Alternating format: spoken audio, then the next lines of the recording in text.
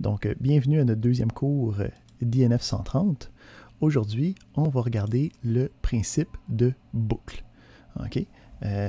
Avant ça, on va avoir quelques petits éléments sur des retours de ce qu'on avait vu par la bande un peu la semaine passée, puis des règles surtout de présentation à l'intérieur du cours.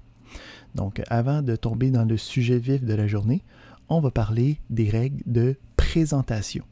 Donc, quand on écrit un programme, c'est pas seulement nécessaire que le programme soit fonctionnel, il faut aussi qu'il soit présentable.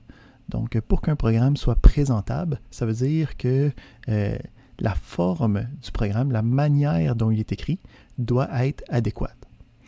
Donc, quand on travaille avec la présentation du code, il y a différents barèmes sur lesquels on se base pour travailler là-dessus. On va aller les regarder à l'instant. Donc, le premier, c'est l'utilisation de commentaires. Donc, le principe, c'est que les commentaires sont là pour s'aider quand on revient à notre code, quand on est en train de le montrer à quelqu'un d'autre, quand on est en train de le débugger par la suite. Donc, ça nous permet de valider qu'est-ce qui se passe à l'intérieur de nos différents modules, de nos différents sous-programmes, de nos différentes instructions. Il existe deux types majeurs de commentaires. Le premier type, c'est les commentaires qui sont dans des entêtes. Donc, le principe ici, c'est d'être capable de dire voici le début de mon module, j'ai une description de qu'est-ce qui se passe dans ce module-là, qui c'est qui l'a fait, quand est-ce que ça a été ajouté. Donc, un peu comme un en-tête sur un document quelconque. On a ça au début de chacun de nos éléments. Donc, au début des modules, on va en avoir. Au début des différents sous-programmes, on va en avoir aussi. Donc, on va voir au fur et à mesure que quand aussi on va avoir des différents sous-programmes avec des fonctions, on va ajouter des informations par rapport à ça. Deuxième type de commentaires, ça va être les commentaires qui sont à l'intérieur de notre code. Donc, à l'intérieur des blocs de code, on va avoir des commentaires descriptifs par rapport aux différentes actions qu'on a avec notre commentaire. Donc, quand on écrit différentes actions, on va toujours habituellement agencer un commentaire avec des instructions. Donc, quand on reprend, mettons, les exemples des exercices du dernier cours, où c'est qu'on est en train de construire un petit logiciel qui me permettait de trouver ton salaire hebdomadaire à partir de 2 saisies. Donc, quand je pense aux différentes actions, donc les commentaires qu'il faudrait que j'aille dans mon code, ben, on pourrait commencer avec saisir les salaires, le données de salaire et le nombre d'heures travaillées. Ça, c'est un premier commentaire. Puis là, j'aurai les instructions qui viendraient avec ça. Okay, les deux input box. Après ça, ben, il fallait que je calcule le salaire hebdomadaire en considérant la possibilité d'avoir du temps supplémentaire. Puis là, après ça, ben, j'aurai les instructions qui étaient mon if puis les conditions possibles. Puis après ça, j'avais l'affichage de la réponse à l'utilisateur avec notre instruction de message box. Donc, habituellement, comment ça va se passer dans nos programmes? Il va y avoir un commentaire pour une action, des différentes instructions. Okay? On va pouvoir avoir des sauts de ligne, puis un autre commentaire, des instructions, un saut de ligne, un commentaire, des instructions, un saut de ligne. Donc, ça va nous permettre de bien représenter les différentes sections, les différentes étapes de notre programme. Donc, ça, c'était pour ce qui est des commentaires. Il y a aussi le principe de l'espacement. Donc, il y a deux types d'espacement. Donc, celui que je viens tout juste de dire, qui est l'espacement vertical, les sauts de ligne. Donc, les sauts de ligne, habituellement, ça va être agencé avec les actions des commentaires. Donc, on veut avoir les étapes de notre programme qui sont regroupées ensemble, puis qu'entre chacune des étapes, on a un saut de ligne. Donc, ça nous permet d'avoir une meilleure lisibilité dans notre code. Le deuxième type d'espacement, c'est l'espacement horizontal, ou la tabulation aussi, ou l'indentation qu'on appelle. Donc, cet espacement-là va nous permettre de décaler du rebord notre code pour être capable d'avoir une meilleure visibilité. La règle de l'indentation est assez simple. Quand j'ai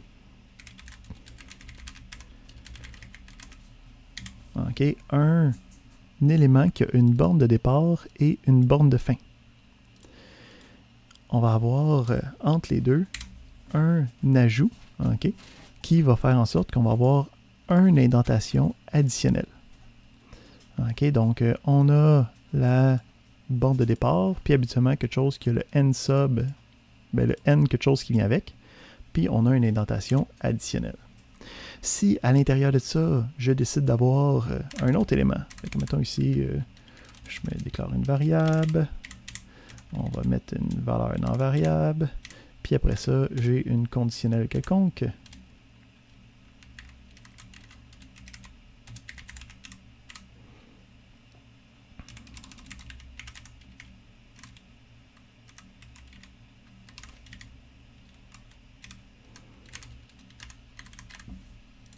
Donc, à l'intérieur de mon sous-programme, à l'intérieur de ma procédure, on avait créé des procédures pour être capable d'exécuter nos différents problèmes.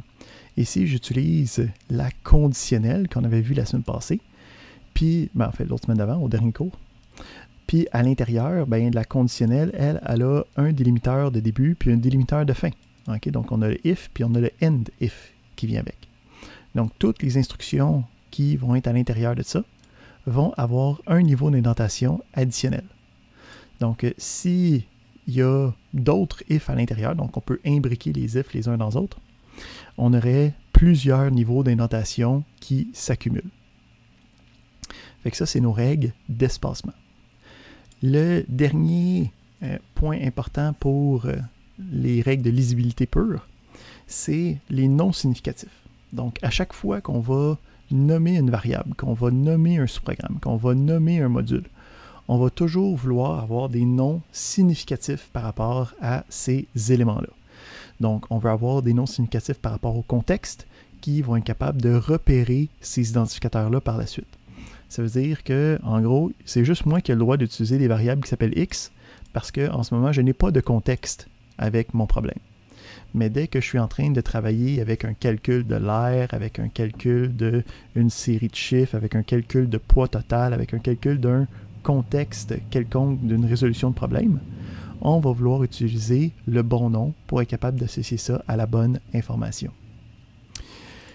Quand on travaille avec ça, ça va être évalué durant notre travail. Ça veut dire que quand on est en train de faire soit les travaux pratiques, soit les examens à la maison, il va y avoir une majorité des points, okay, donc jusqu'à 50% des points, qui va être utilisé pour la présentation. Donc, ça va être très important de regarder puis de peaufiner ça très correctement. Pour vous aider, on a sur le site de cours, okay, donc en haut de la première section, là, dans la section principale, on a un document qui est les normes de programmation. Donc, ce document-là va en très grand détail avec des exemples, okay, où c'est que ça dit quoi faire et quoi ne pas faire pour chacun des éléments qu'on a besoin d'avoir dans la présentation de nos programmes.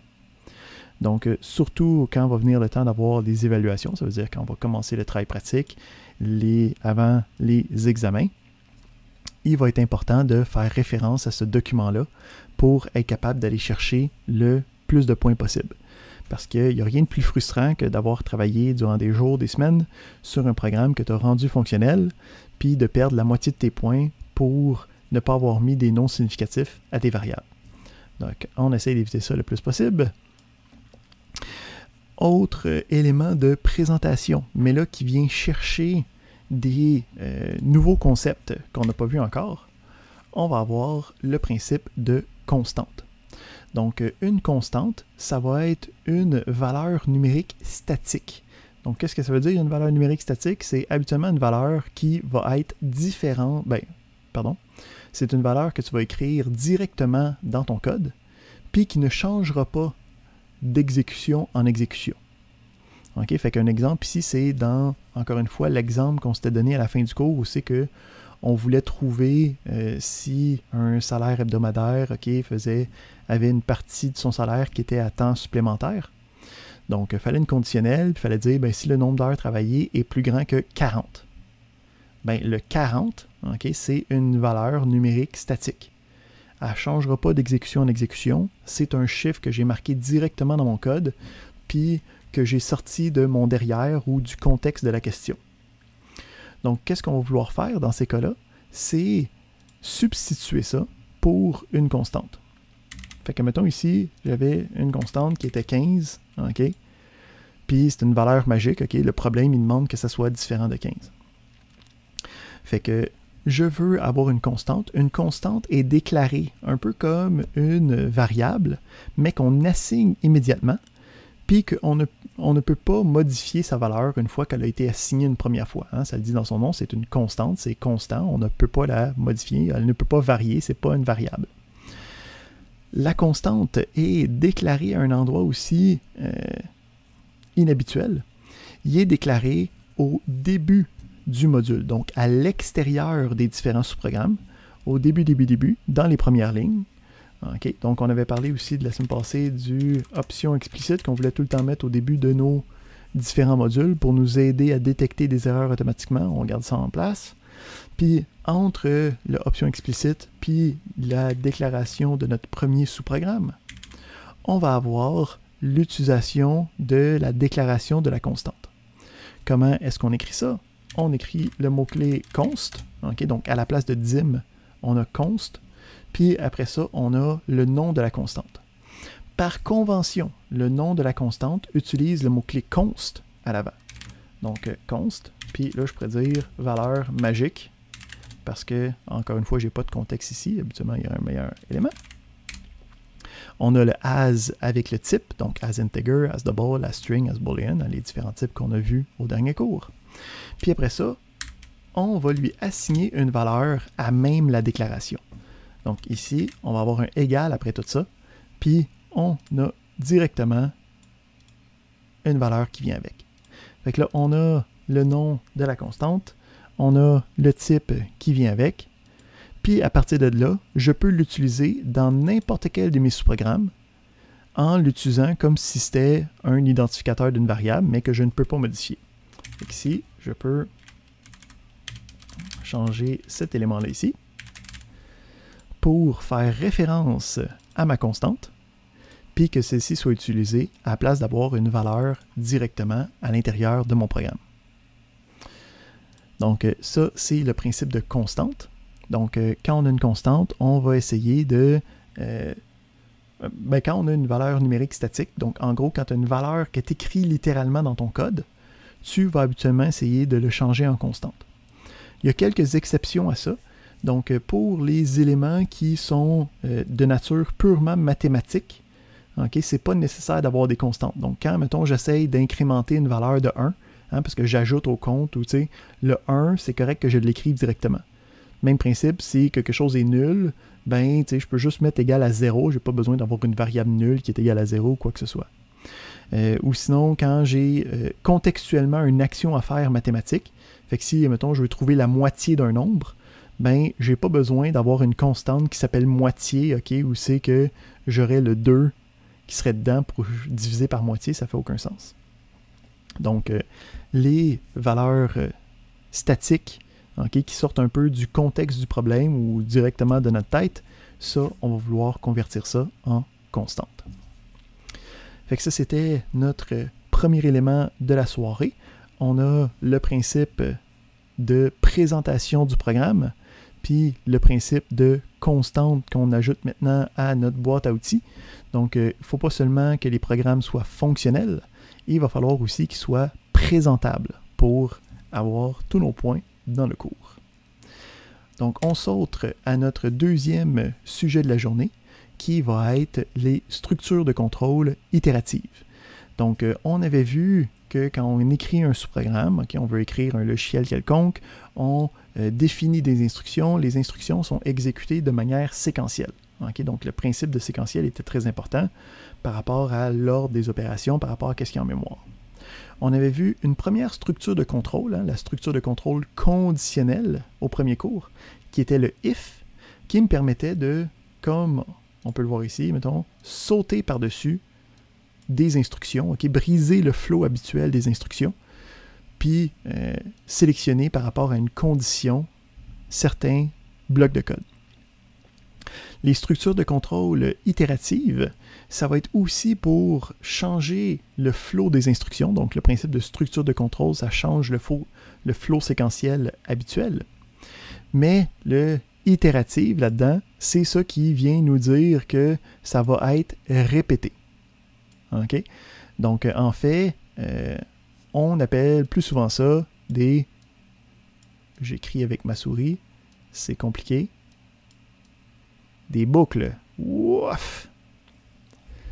OK? Donc, les structures de contrôle itératives, le principe fondamental, c'est que ça permet de répéter les mêmes instructions plusieurs fois. Donc, on appelle ça des boucles parce que ça boucle sur eux-mêmes et ça répète les instructions. Donc, quand on va parler d'une itération, hein, encore une fois, on a des mots fancy d'informaticiens, là, mais derrière, quand on parle d'une itération, c'est juste de dire c'est un tour de boucle avant qu'on recommence une prochaine tour de boucle, une prochaine itération de la boucle. Fait qu'il y a deux boucles qui existent en programmation en général. La première qu'on va voir aujourd'hui, c'est la boucle while. Donc la boucle while est intéressante parce qu'elle ressemble beaucoup à ce qu'on a vu avec la structure de contrôle itérative. Donc on va tout de suite aller regarder le code de la boucle while, puis on va regarder qu'est-ce qu'on reconnaît, qu'est-ce qui est intéressant à l'intérieur.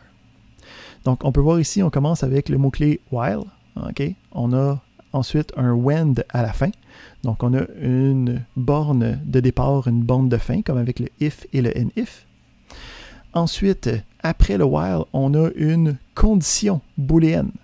Exactement encore comme le if, donc une condition qui peut être vraie ou fausse. On avait vu que pour générer ces genres de conditions booléennes-là, on avait les opérateurs de comparaison, hein, plus petits, plus grands, différents de, égal, qui me permettaient de facilement générer des conditions qui pouvaient être utilisées. Puis après ça, à l'intérieur, on a une série d'instructions possibles qui vont être exécutées. Donc, si... Est-ce qu'on Python pour enlever ça? Parfait. Donc, comment ça marche, la boucle while? C'est très semblable au for. Donc, quand on arrive à la boucle while, ça va regarder la condition. Si la condition est fausse, ça va sauter par-dessus les instructions, puis ça va juste continuer normalement. Donc ça, c'est exactement comme la conditionnelle. Si la condition est fausse, je saute par-dessus les instructions, je continue normalement mon flow d'instructions. Si la condition, okay, quand j'arrive, elle est vraie, okay, donc check ici, c'est true, il va aller faire le bloc d'instructions. Encore une fois, exactement comme la structure de contrôle conditionnelle, comme le if. Fait que là, la question, c'est quoi la différence? On est en train de faire exactement la même chose que le if. Okay? Donc, si c'est faux, ça sort. Si c'est vrai, ça retourne dans les instructions. Ben, la différence fondamentale, c'est que quand on a le bloc d'instructions qui est terminé, à la place de continuer normalement, on va remonter et on va regarder la condition de nouveau. Puis, tant que la condition est vraie, donc en fait le while, hein, en français c'est tant que quelque chose, donc tant que la condition est vraie, on va répéter le bloc d'instruction. Donc on va regarder ici, qu'est-ce que ça va donner?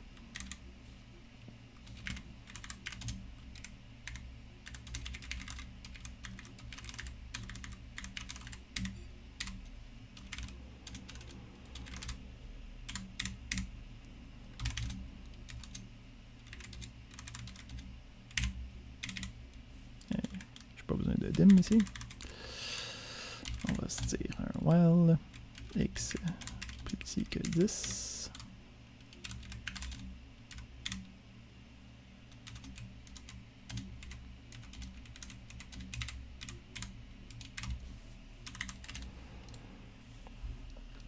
Donc, on a un gentil exemple ici qui a la déclaration d'une variable, on l'assigne à une valeur initiale, on dit tant que la valeur est plus petite que 10, continue les instructions de la boucle. On va afficher le contenu de x, puis après ça, on va prendre la valeur de x courante, on va additionner 1 dessus, puis le résultat va être assigné de nouveau dans X. Donc ici, ça c'est quelque chose qui est un super bel outil en programmation, mais qui n'est pas évident du premier coup. Donc ça, c'est ce qu'on appelle une incrémentation de variables.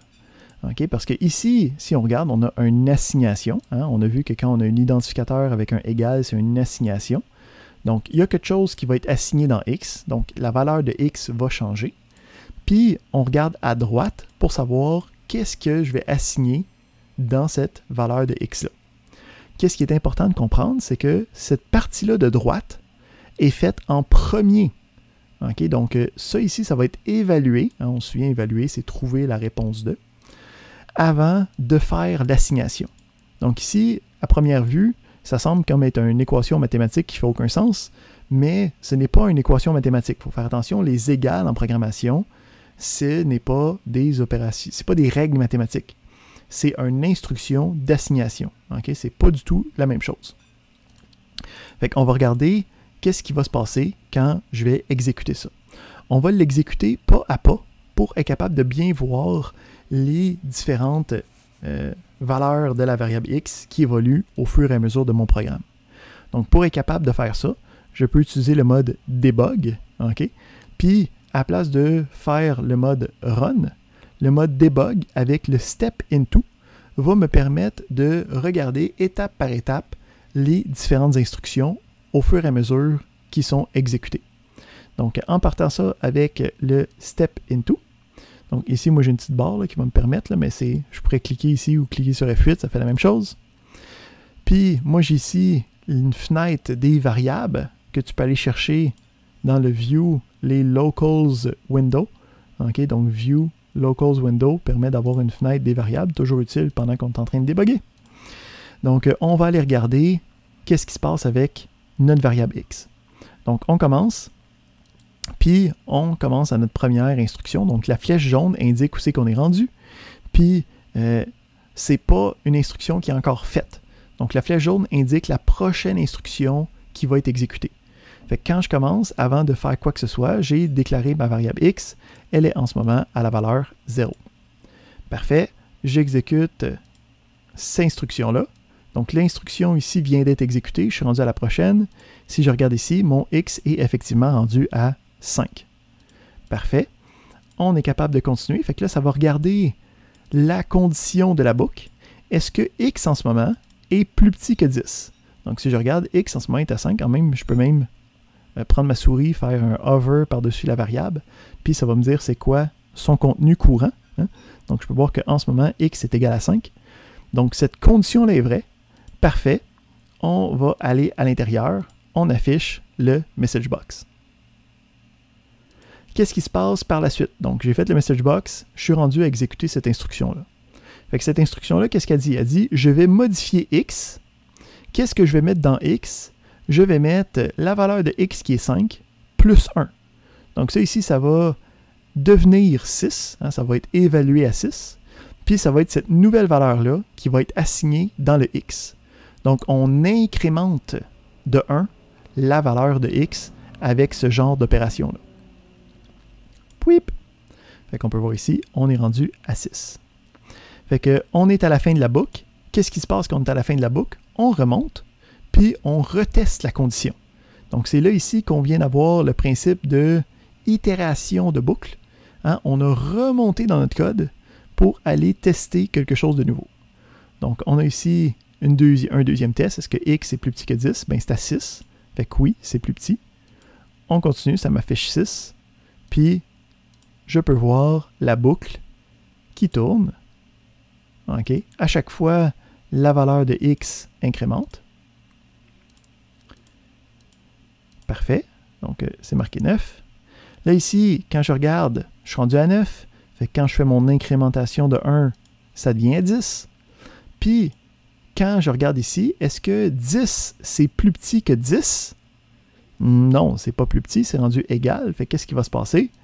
Je vais sauter par-dessus la fin du while, puis je vais terminer mon programme. Donc, la boucle while est utilisée pour être capable de répéter une instruction autant de fois qu'on en a besoin. Hugo, j'ai une question. Oui. Et si on avait mis la condition x inférieur ou égal à 10, Mhm. rendu là, il aurait fait quoi?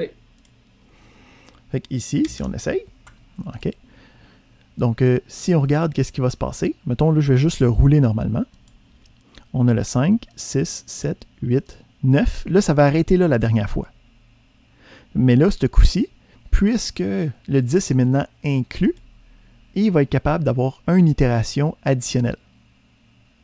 Mais là, quand le x va tomber à 11, là, ça va être trop grand. Ça va arrêter la boucle, puis ça va continuer normalement. OK, merci. Ici, un point important, c'est quand on travaille avec les boucles, si on ne fait pas attention, OK, donc ici j'essaye de faire ça ici. On va encore une fois le mettre en mode débogage. Fait que je mets mon 5, je dis est-ce que c'est plus petit que 10? Oui, c'est plus petit que 10 parce que ça vaut 5. Je l'affiche. Parfait. J'ai terminé ma boucle, je remonte. Est-ce que c'est encore plus petit que 10? Oui. Donc, ça l'affiche. 5. On continue. Puis on peut voir ici qu'on va avoir un petit problème là. OK? Une boucle infinie. Exactement. Donc, on a une boucle infinie. Donc, quand on a une boucle infinie, il faut faire très attention parce que il y a certaines touches qui peuvent nous sortir du pépin, mais des fois, VBA, il est juste mécontent de sa vie, puis il va juste planter. Donc, quand on commence à travailler avec les boucles, c'est très important de sauvegarder nos petits classeurs avec le macro enable pour être capable de dire j'ai une version sauvegardée, même si ça plante, c'est pas grave, je vais être capable de revenir là. Quand on est pogné dans la boucle, là, fait que là ici j'ai pesé sur play, fait que là je suis comme pogné ici là, ok? C'est comme, il y a différentes manières de sortir de là. Donc premièrement, si tu es à l'intérieur d'une boucle avec un message box, tu peux faire un double escape. Donc paye sur escape bien des fois bien vite, là, fait que ta ta ta ta ta ta, ok? Puis ça va pouvoir interrompre l'exécution. Si tu as aussi un clavier standard, là, tu peux utiliser une touche combinaison spéciale, je vais vous la montrer. Moi, je veux le on-screen keyboard. Donc, sur le on-screen keyboard, tu peux peser sur CTRL et pause. Puis, quand tu es sur ton menu, ça va aussi arrêter ton code courant. Donc, CTRL et la touche pause, si tu regardes, c'est comme en haut de tes flèches, là, à côté de page up puis page down. Là, okay? Donc, habituellement, c'est marqué pause break sur le clavier. Donc, ça ici, ça va permettre d'arrêter le programme, puis de sortir de ta boucle infinie. Fait que ça, c'est notre première boucle, la boucle while. Donc, c'est capable de faire autant de fois qu'on en a besoin. Ça va être majoritairement utilisé quand on ne sait pas le nombre d'itérations qu'on a besoin de faire. Fait que, on va voir que quand on sait le nombre d'itérations qu'on a besoin, on va pouvoir utiliser notre deuxième type de boucle. Donc, comme d'habitude, il y a des exercices à faire avec le while que je vais vous laisser le temps de compléter après la partie de période magistrale. Ici, ça va devenir important de comprendre que quand on fait les exercices en classe, donc les exercices qui sont ici à l'écran, c'est des problèmes typiques de cette matière-là. Puis habituellement, c'est très difficile de le faire pour la première fois. Fait que quand on travaille sur les exercices en classe, donc je vous fournis les solutions de ces exercices-là, essayez de le faire pendant genre 5-10 minutes, puis une fois que vous avez terminé, que vous avez essayé pendant 5-10 minutes, essayez de voir c'est quoi les genres de problématiques qui ressortent de là. Vous pouvez aller voir la solution que je vous offre pour les exercices du cours seulement. Donc, pour les exercices du cours, essayez les exercices pendant 5-10 minutes, puis après ça, vous pouvez aller voir la solution pour étudier comment attaquer ce genre de problème-là, puis comme la version généralisée de la chose.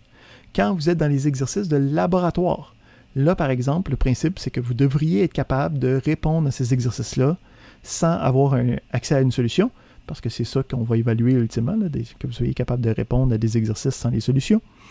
Donc, pour les exercices de laboratoire, on vous fournit aussi des solutions, mais c'est seulement pour comparaison avec votre solution déjà fonctionnelle. Donc, à la fin d'aujourd'hui, faites les exercices qui sont ici. après 5-10 minutes chacun, vous pouvez aller regarder le solutionnaire. Puis une fois que vous avez passé à travers de ça, vous pouvez attaquer les exercices de laboratoire. Puis vous pouvez vous baser sur les solutions que vous voyez dans les exercices. Essayer de les adapter, essayer de les modifier pour arriver à bon terme. Fait qu'on a notre deuxième boucle itérative qui est la boucle for. Donc quand on travaille avec la boucle while, vous allez voir que si on essaye d'appliquer la boucle while à tous les genres de problèmes en informatique, on va avoir ici le principe d'un compteur, okay, qui s'incrémente jusqu'à une certaine borne. C'est quelque chose qui revient extrêmement souvent. En fait, dans plus de 90-95% des cas où c'est qu'on a besoin de boucles, on va devoir utiliser un compteur. Donc, un moment donné, les informaticiens se sont tannés, puis ils ont créé une deuxième boucle, okay, qui va intégrer un compteur à même la boucle. Donc, on va regarder ça ici.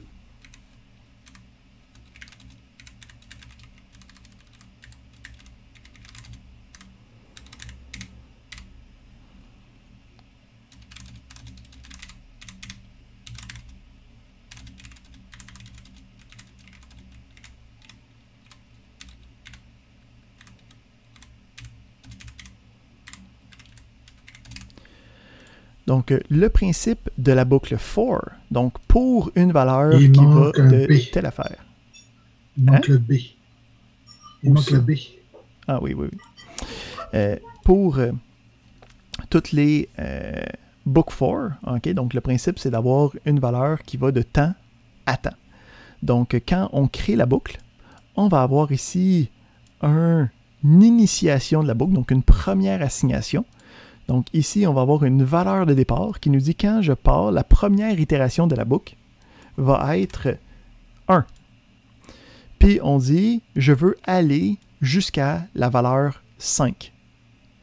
Qu'est-ce qui va se passer ici? C'est que cette variable-là va devenir un compteur qui va automatiquement s'incrémenter de 1 à chaque itération de la boucle. Donc ça va nous permettre de prendre le message box ici, puis si on essaye ce code-là, on va voir que le premier message box, donc si on le roule en mode débogage, on voit ici, on a notre création de boucle.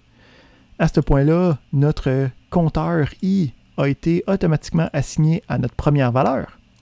Fait que là, ça va afficher le message box i, donc ça va afficher 1. Puis quand on arrive au next, ben ça va automatiquement incrémenter le compteur. Donc, à ce point-là, la variable i va automatiquement augmenter à 2, puis ça recommence les instructions qu'il y a à l'intérieur de ma boucle. Donc ici, ça l'affiche 2, ça revient, ça l'affiche 3, ça remonte, on a une nouvelle valeur dans le i, ça l'affiche le 4, on a une dernière itération de la boucle, ça affiche le 5, puis après ça, ça continue automatiquement. OK? Donc, on peut voir ici que ça l'a sorti automatiquement de la boucle une fois qu'on avait dépassé la valeur finale de notre boucle. Donc, quand on utilise une boucle avec un compteur, on va vouloir préconiser l'utilisation de notre boucle for. Qu'est-ce qui est intéressant à savoir avec les boucles for? C'est que les valeurs de départ puis les valeurs de fin, c'est des expressions. Fait ici, je pourrais avoir quelque chose comme ça.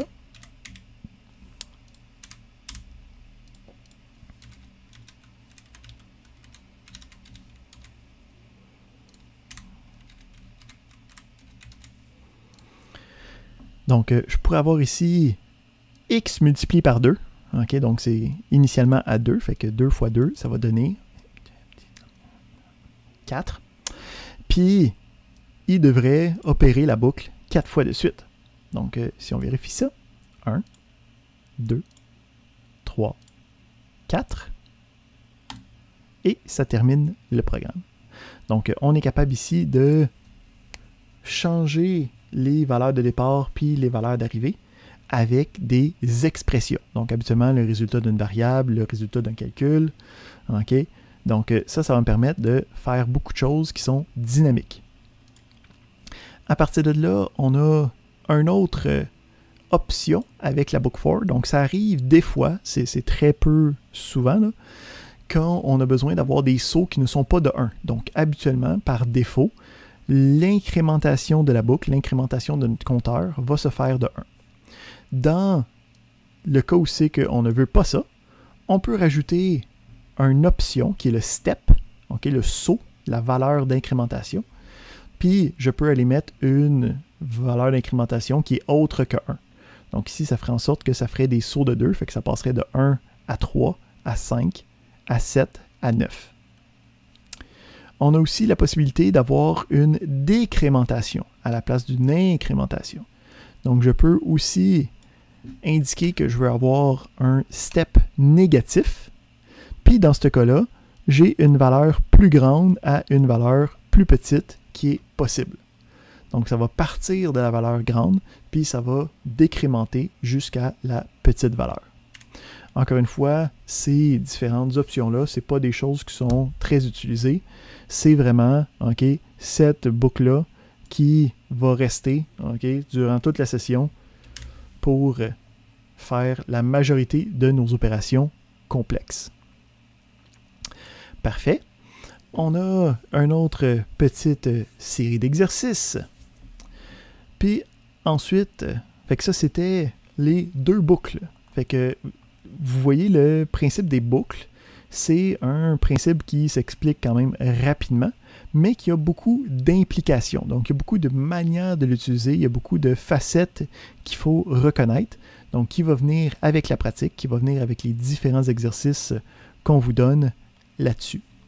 Donc on tombe dans notre dernier sujet de la journée, qui va être les opérateurs logiques.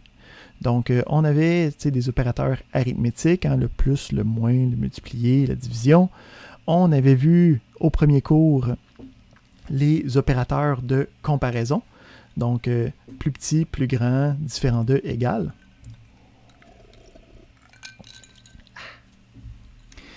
Là, ce qu'on va voir, c'est un autre type d'opérateurs qui sont les opérateurs logiques. Les opérateurs logiques vont me permettre d'avoir plusieurs conditions ensemble. Donc, si vous avez fait les exercices de la première semaine, on avait des exercices, mettons, sur le cadran cartésien qui me disait, ben, je reçois une valeur X, je reçois une valeur Y, je veux savoir c'est dans quel des cadrans, 1, 2, 3 ou 4, par rapport à un plan cartésien. Ben, ici, la conditionnelle qu'il aurait fallu avoir, c'est quelque chose comme, ben, je veux que si le X est plus grand que 0 et que le Y est plus grand que 0. Si ces deux-là, c'est vrai, là, je sais que je suis dans le cadran 1. Donc, les opérateurs logiques vont nous permettre de faire ça. Donc, les opérateurs logiques, il y en a 3. Les deux qui sont les plus importants, c'est le AND et le OR. Donc, ça va me permettre de combiner des réponses logiques pour être capable de travailler avec. Donc, si je reprends l'exemple qu'on avait, sub, puis on va dire plan cartésien.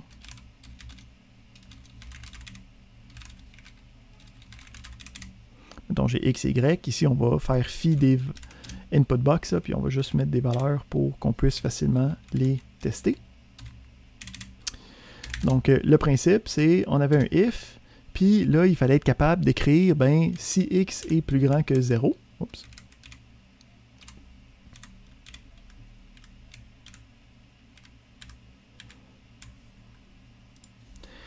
Puis là, il me fallait comme quelque chose qui disait, ben, Y aussi, il faut qu'il soit plus grand que 0. Ben, quand j'ai deux comparaisons comme ça, puis je veux les lier ensemble, dire qu'il faut qu'il y ait celui-là et celui-là, je peux utiliser le AND logique. Donc là, on va mettre notre then. Donc ça ici, ça me permet de savoir que je suis dans le cadran 1. Encore une fois, ici, on aurait le message box, blablabla. Là, on va faire fi de ça. On veut juste regarder la prémisse des opérations logiques. Donc, le AND me permet de dire, il faut que celui-là soit vrai et celui-là soit vrai pour qu'on aille à l'intérieur. Dès qu'il y en a un des deux qui n'est pas vrai, ça ne marchera pas, puis ça va juste sauter par-dessus et continuer normalement le... c'est un NIF. Le programme. Donc, si on regarde dans notre petit tableau, okay, on a le AND qui est ici. Puis, si on regarde, le résultat du AND va être vrai seulement si les deux éléments à gauche et à droite, comme le A et le B, là, sont vrais. Dans n'importe quel des autres cas, dans n'importe quel des autres cas, la réponse va être faux. OK? Donc ici, c'est ce qu'on appelle un tableau, une table de vérité. OK? Donc un tableau de valeurs booléennes. Ça me permet de voir toutes les possibilités parce que les opérateurs logiques marchent seulement sur des valeurs booléennes. Il faut que les choses que j'écrive avec soient vraies ou faux. Donc, on a juste 4 possibilités quand les deux choses sont vraies ou faux. Hein? Donc, soit faux-faux, soit faux-vrai, soit vrai-faux ou soit vrai-vrai. Fait qu'ici, on a le résultat du A et du B. Ensuite, deuxième opérateur, ça va être le OU logique. Donc, si le et logique, on a besoin des deux, le OU logique, lui, va dire j'ai besoin de n'importe quel des deux pour que ce soit vrai. Donc, ça va être A ou B qui va me dire est-ce que la réponse est vraie. Dès qu'il y en a un des deux qui est vrai, ou les deux, hein, les deux ça marche aussi, on va avoir une réponse qui est vraie. Si les deux sont faux, ben là, on va avoir quelque chose qui est faux à son tour.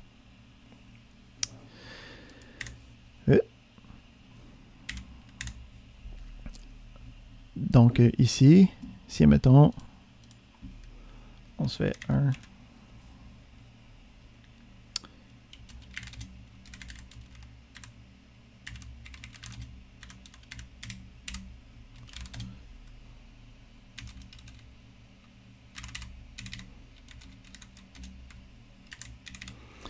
Ici, je vais avoir un programme qui, pour des raisons complètement connexes, là, on ne sait pas le contexte, là, mais je veux que ça marche, OK, si c'est 10 ou 20 seulement. Juste ces deux valeurs-là. Fait que je peux ici écrire un if. Je peux dire si x est égal à 10 ou si x est égal à 20. Dans ce cas-là, OK,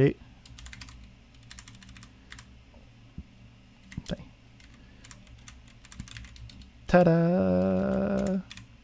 Je sais pas qu'est-ce qui se passe, mais il se passerait quelque chose dans le programme.